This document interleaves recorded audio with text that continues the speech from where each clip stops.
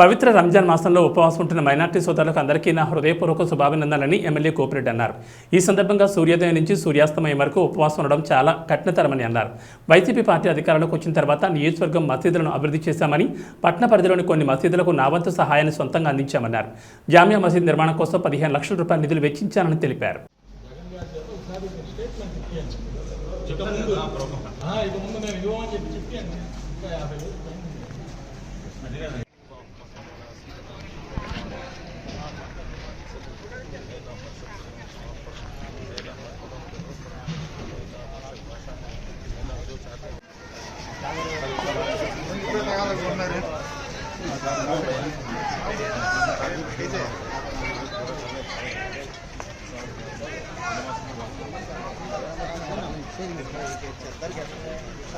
हमने किए हैं, अल्लाह उसको कबूल फरमा ले, अल्लाह उसको कबूल फरमा ले। आगे की जिंदगी का अल्लाह तौफीक अल्लाह तो हमें अता फरमा दे, दुनिया और आखिरत की कामयाबी अल्लाह तो नसीब फरमा दे। జామియా మసీద్ ప్రారంభించుకున్న మరొకట్లో ఆ రోజు అంజుమన్ కాంప్లెక్స్ పడేసేటప్పుడు చెప్పాం, ఖచ్చితంగా ఈ మసీదు నిర్మాణం చేస్తాం, అంజుమన్ కాంప్లెక్స్ నిర్మాణం చేస్తామని చెప్పి మాట ఇచ్చి ఈ రోజు పవిత్రమైన రంజాన్ మాసంలో శుక్రవారం రోజు ఈ రోజు దాదాపు 2,30,00,000 సొంత నిధులతో నిర్మించిన ఈ రోజు మసీదుని ప్రారంభించుకునే కార్యక్రమం చేసామని గర్వంగా ఈరోజు చెప్తా ఉన్నాం. అంతేకాదు ఈరోజు అంజుమన్ కాంప్లెక్స్ మీద కేసులు వేసి కట్టకుండా ఆపాలని చెప్పి అనేక సార్లు ఇబ్బంది పెట్టినా సరే ఎవరికి క్యాబినెట్లో జగన్మోహన్ రెడ్డి గారికి చెప్పి క్యాబినెట్లో మరి ఈ యొక్క ట్యాక్స్ ఎగ్జంప్షన్ గతంలో కట్టాల్సిన ప్రాపర్టీ ట్యాక్స్ కానీ ప్లాన్ అప్రూవల్ కట్టాల్సిన ట్యాక్స్ కానీ దాదాపు 57 లక్షలు ఉంటే దాన్ని మినహాయింపు చేసుకొని ఈరోజు కోర్టులో కూడా పర్మిషన్ తీసుకొని కాంప్లెక్స్ నిర్మాణం చేసే కార్యక్రమం కూడా చేస్తున్నామని ఈ సందర్భంగా తెలియజేస్తున్నాం. అట్లానే మరి ఇక్కడ అంజుమన్ కాంప్లెక్స్ కూల్చివేసినప్పుడు 5 మసీదులు వాళ్ళకి ఇమాములు మౌజన్లకి అంజుమన్ కాంప్లెక్స్ మీద వచ్చే జీత రెంట్ల ద్వారా అద్దెల ద్వారా వాళ్ళకి జీతాలు అందించే కార్యక్రమం చేశాం. వాళ్ళ 5 మసీదులు కూడా కరెంటు బిల్లు కూడా కట్టలేకపోయారు, ఎందుకంటే 5 సంవత్సరాల నుంచి పడేశారు కాబట్టి, అద్దెలు లేవు కాబట్టి. ఆ 5 మసీదులు ఇమాములు మౌజన్లకి జీతాలు కూడా ఇవ్వకపోతే మేము కరెంటు బిల్లు కూడా సొంత నిధులతో 2 లక్షల రూపాయలు కట్టించి కరెంటు రిస్టోర్ చేయించి ఈ 5 ఇమాములు మౌజన్లకి వక్త్ బోర్డులో పెట్టి మరి వాళ్ళకి ఈరోజు జీతాలు అందించే కార్యక్రమం చేస్తున్నాం ప్రభుత్వం నుంచి అని చెప్పి గర్వంగా తెలియజేస్తున్నాం.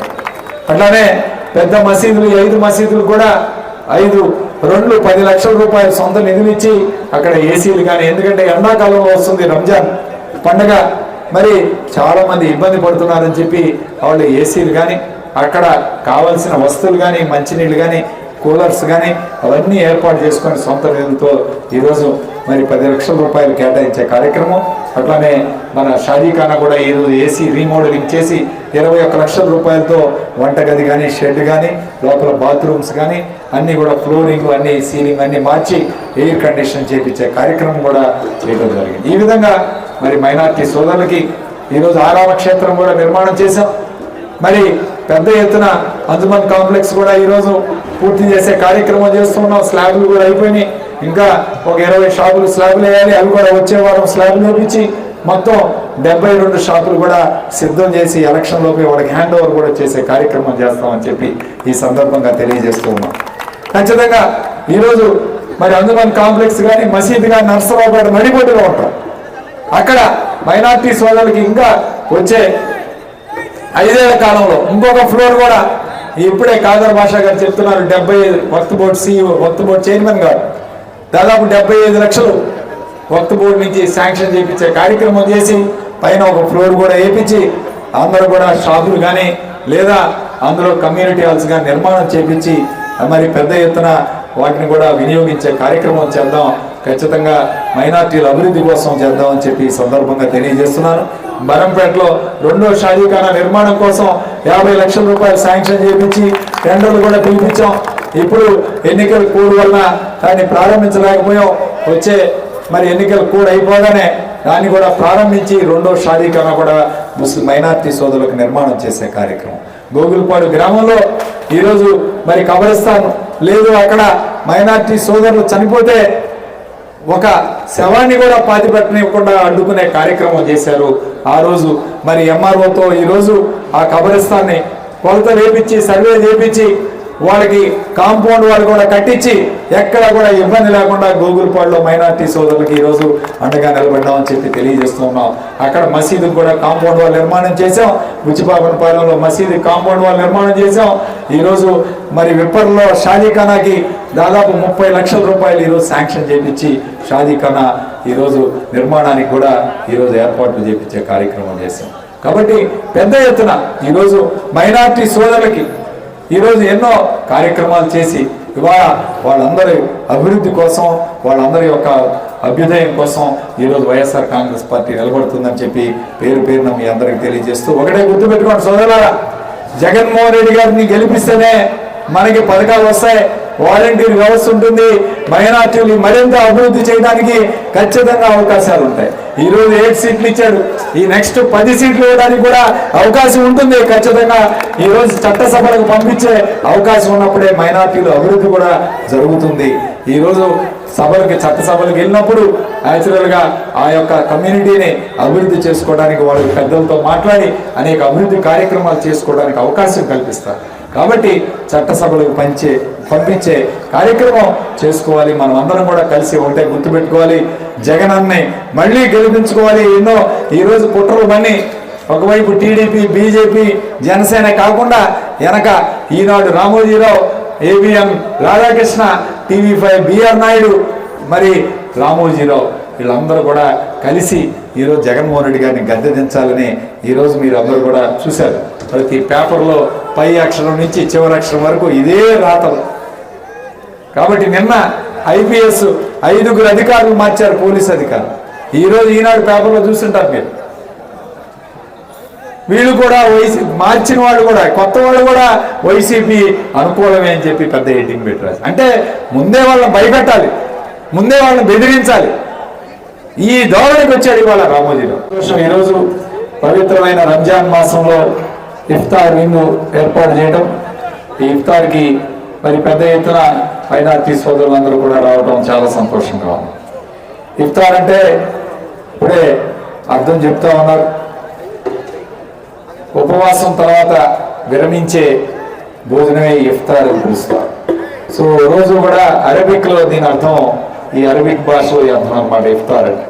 ఖచ్చితంగా అందరూ కూడా మరి పవిత్రమైన రంజాన్ మాసంలో ఉపవాసాలు ఉండి ఉదయం నుంచి సాయంత్రం దాకా మరి కనీసం మంచినీళ్ళు కూడా తాగకుండా ఎండాకాలంలో మరి ఎంతో పట్టుదల కావాలి, ఎంతో మరి కఠినమైన నిర్ణయాలు తీసుకునే కార్యక్రమం. ఆఖరికి ఉమ్మి కూడా మింగటానికి వీల్లేదనే మరి ఒక కారణంగా ఈరోజు ముస్లిం సోదరులు ఉండటం అనేది సామాన్యమైన విషయం కాదు. ఉదయం 6 గంటల నుంచి సాయంత్రం 6 గంటల దాకా సుమారు అటు ఇటు మరి ఆ యొక్క సూర్యోదయం సూర్యాస్తమయం సమయంతో ఈరోజు బేరీజ్ వేసుకొని రోజు కూడా మారుతూ ఉంటుంది ఈ యొక్క సమయాలు. సో ఈ విధంగా మరి ముస్లిం సోదరులందరూ కూడా ఈ విధంగా మరి ఉపవాసాలు ఉండటం అనేది సామాన్య ప్రతిమ, ఎవరికైనా చాలా కష్టతరమైన పని. మరి అలాంటి ఎండాకాలంలో ఈరోజు ఎండలు ఎట్లా ఉన్నాయో మనం చూస్తున్నాం. మరి ఎండాకాలంలో కనీసం మంచినీళ్ళు లేకుండా ఉండాలంటే చాలా పట్టుదల కావాలి. మరి అలాంటి వ్యక్తులందరికీ కూడా నా హృదయపూర్వక నమస్కారాలు తెలియజేస్తూ, మరి ముఖ్యంగా ఈరోజు మన జగన్మోహన్ రెడ్డి గారి ప్రభుత్వం ముస్లింలకి అండగా ఉంటూ దాదాపు 21,000 కోట్ల రూపాయలు ఇవాళ మైనార్టీల యొక్క సంక్షేమం కోసం ఖర్చు పెట్టిన ఏదైనా ప్రభుత్వం ఉందంటే అది వైఎస్ఆర్ ప్రభుత్వమే అని చెప్పి ఈరోజు మనం అందరం తెలుసుకోవాలి. ఏ రకంగా చూసినా ఈరోజు అమ్మఒడి దగ్గర నుంచి ఆసరా కానీ చేయూత కానీ సంక్షేమ పథకాలు ఈ రాష్ట్రంలో మైనార్టీలకు అందించింది దాదాపు 21,000 కోట్ల రూపాయలు. సో ఈ పథకాలన్నీ కూడా మైనార్టీలకు అందించే కార్యక్రమం చేశారు. అలానే ఈరోజు మరి జగన్మోహన్ రెడ్డి గారు ఇంకొక మెట్టు ఎక్కేది. గత ప్రభుత్వంలో చంద్రబాబు నాయుడు హయాంలో కనీసం ఒక్క మైనార్టీ మినిస్టర్ కూడా లేడు ప్రభుత్వంలో 5 సంవత్సరాల కాలంలో. జగన్మోహన్ రెడ్డి గారు ఈరోజు గెలవగానే ఉప ముఖ్యమంత్రిని కల్పించి అంజాద్ బాషా గారికి ఈరోజు 5 సంవత్సరాలు కూడా ఆయన మంత్రివర్గంలో ఈరోజు చోటు కల్పించే కార్యక్రమం చేయడం. మరి అలానే శాసనసభకి 4 శాసనసభ్యులు 2014, 19, 20, 19 నుంచి ఇప్పటిదాకా ఉంటే 4 అసెంబ్లీ మండలికి శాసన మండలికి నలుగురిని తీసుకురావడం, అట్లానే మండలిలో ఈరోజు మరి ఉపకులపతి ఉప మండలి చైర్మన్ కూడా ఇచ్చే కార్యక్రమం చేయటం. అలానే మరి ఈరోజు 4 నుంచి వాళ్ళ 7 అభ్యర్థులు 7గురికి మైనార్టీలకి 7గురికి ఇచ్చే కార్యక్రమం చేశారు. సో ఇప్పుడు 7గురు పోటీ చేస్తున్నారు ఈరోజు మైనార్టీలు అసెంబ్లీకి. 7గురు కూడా గెలుస్తారు, గెలిచి అసెంబ్లీలో ప్రవేశిస్తారు ఖచ్చితంగా.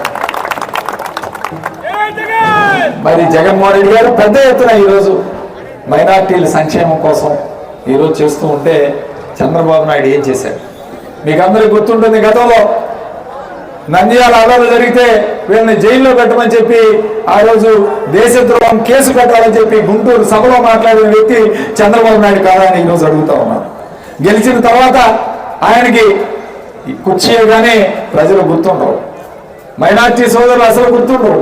చాంద్ భాష అని అప్పుడు వైఎస్ఆర్ పార్టీ నుంచి టీడీపీలో తీసుకొని ఆయనకు మంత్రివర్గంలో స్థానం కల్పిస్తానని చెప్పి ఆఖరికి మంత్రివర్గంలో కూడా స్థానం కల్పించకుండా పక్కన కూర్చోబెట్టి మొన్న టికెట్ కూడా ఇవ్వలేదు, కదిరి టికెట్. మొన్న ఆయన తిరిగి వైఎస్ఆర్ కాంగ్రెస్ పార్టీలో చేరాడు మొన్న జగన్మోహన్ రెడ్డి గారి సమక్షంలో. కాబట్టి ఆయనకున్న విశ్వసనీయత ఏంటి, ఈరోజు జగన్మోహన్ రెడ్డి గారికి ఉన్న విశ్వసనీయత. ఈరోజు మరి రాజశేఖర రెడ్డి గారు 4% రిజర్వేషన్ తీసుకొచ్చి ఈరోజు మరి పెద్ద ఎత్తున ఎంతో మంది మైనార్టీ విద్యార్థినులు ఈరోజు చదువుకోవటం అద్భుతంగా ఉంది. నేను ఎప్పుడు చెప్తూ ఉంటాను చిన్నతొరకపాలెం గ్రామం గురించి. ఆ గ్రామం నుంచే ఈరోజు అబ్బాస్ కూడా వచ్చాడు, వాళ్ళ కుటుంబంలో 6 డాక్టర్లు ఉన్నారు. ఇవాళ 29 మంది డాక్టర్లు ఈరోజు ఆ యొక్క గ్రామం నుంచి చదువుకుంటూ ఉంటే 200 మంది ఇంజనీర్లు ఉన్నారు. ఇవాళ ఇది సామాన్యమైన విషయం కాదు. ముస్లింల యొక్క ఆలోచన సరళి ఈరోజు మార్చిన వ్యక్తి రాజశేఖర రెడ్డి. చదువుకుంటే బాగుంటుంది, ఉన్నత స్థానానికి వెళుతున్నాం, ఆ కుటుంబం కూడా చాలా బాగుంటుంది అని చెప్పి ఈరోజు ఆలోచన శక్తి ఆలోచన సరళి మార్చిన వ్యక్తి రాజశేఖర రెడ్డి గారు అని చెప్పి ఈరోజు గుర్తుపెట్టుకోవాలి. అట్లానే ఈరోజు మరి అమిత్ షా మాట్లాడుతూ ఉన్నాడు హైదరాబాద్లో 4% రిజర్వేషన్ కూడా మేము అధికారంలోకి వస్తే తీసేస్తామని చెప్పి చెప్తా ఉన్నాడు. అలాంటి బీజేపీ పార్టీతో ఇవాళ చంద్రబాబు నాయుడు పొత్తు పెట్టుకుని ఎన్నికలకు వచ్చాడు. కాబట్టి ప్రతి మైనార్టీ సోదరుడు కూడా ఒకటే గుర్తుపెట్టుకోవాలి, ఇవాళ టీడీపీకి ఓటేస్తే బీజేపీకి ఓటేసినట్టే, టీడీపీని గెలిపిస్తే బీజేపీని గెలిపించినట్టే అని చెప్పి ప్రతి ఒక్కరు కూడా గుర్తుపెట్టుకోవాల్సిన అవసరం ఉంది. ఖచ్చితంగా ఈరోజు మనం అందరం కూడా మరి జగన్మోహన్ రెడ్డి గారిని గెలిపించుకుంటే మన భవిష్యత్తు బాగుంటుంది. మరి జగన్మోహన్ రెడ్డి గారిని గెలిపించుకుంటే మీ అందరికి కూడా అండకుండా వైఎస్ఆర్ కాంగ్రెస్ పార్టీ మూల స్తంభంగా పనిచేసినారు మైనార్టీ సోదరులు. ఒక మూల స్తంభం మైనార్టీలు YSR Congress party. SC ST BC మైనార్టీలు అందరూ కూడా ఈరోజు వైఎస్ఆర్ కాంగ్రెస్ పార్టీ మొట్టమొదటి నుంచి కూడా పనిచేశారు. వాళ్ళందరికీ కూడా సముద్ర స్థానం కల్పించడం జరిగింది. అట్లానే మనం నర్సరావుపేటలో ఏం చేసామన్నది కూడా మైనార్టీ సోదరులకి ఈరోజు చెప్పాలి.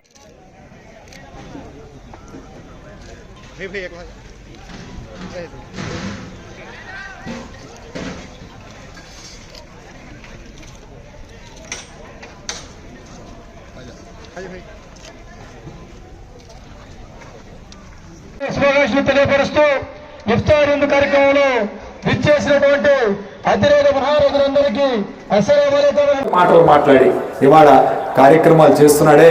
ఇలాంటి వాళ్ళకి బుద్ధి చెప్పాలంటే ఇవాళ జగన్మోహన్ రెడ్డి గారిని మనం గెలిపించుకోవాలి. ఖచ్చితంగా మళ్ళీ ఆయన గెలిపించుకుంటేనే మనకి అందరికీ కూడా మేలు జరుగుతుంది. పేదవాడికి పెత్తందారి మధ్య యుద్ధం జరుగుతూ ఉంది.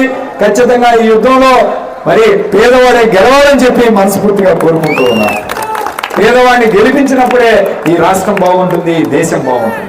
పెత్తందారులు గెలిపిస్తే మరో 4 పెత్తందారులు వస్తారు, కానీ పేదవాడి జీవితాల్లో ఎప్పుడు కూడా వెలుగు నింపే కార్యక్రమం జరుగుతుంది. కాబట్టి పేదవాడిని గెలిపించాలంటే జగన్మోహన్ రెడ్డి గారిని గెలిపించాలి.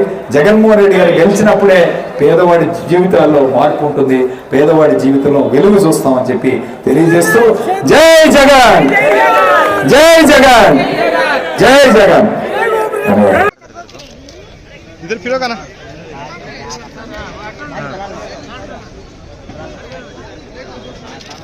चलो पीछे का स्टेप अबे सुभान भाई जरा पीछे का तरफ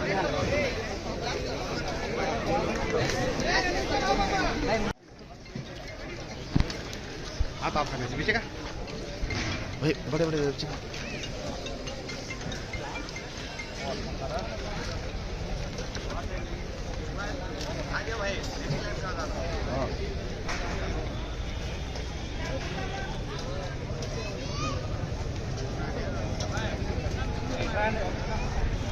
सुबानी भाई इधर इधर इधर फिरो भाई सुबानी भाई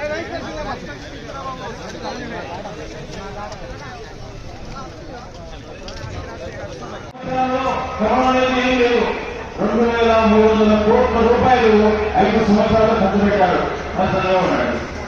అదే మన జగనన్న డైరెక్ట్ డీబీటీ ద్వారా 13,700 కోట్ల రూపాయలు డీబీటీ ద్వారా ఖర్చు పెడితే నాన్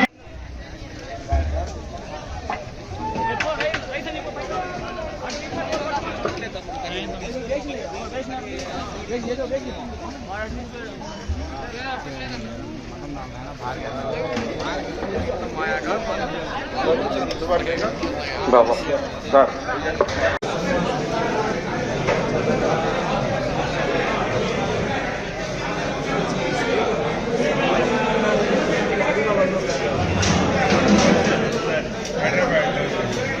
آمنت وعليك توكلت وعلى رزقك أفطرت وتقبل مني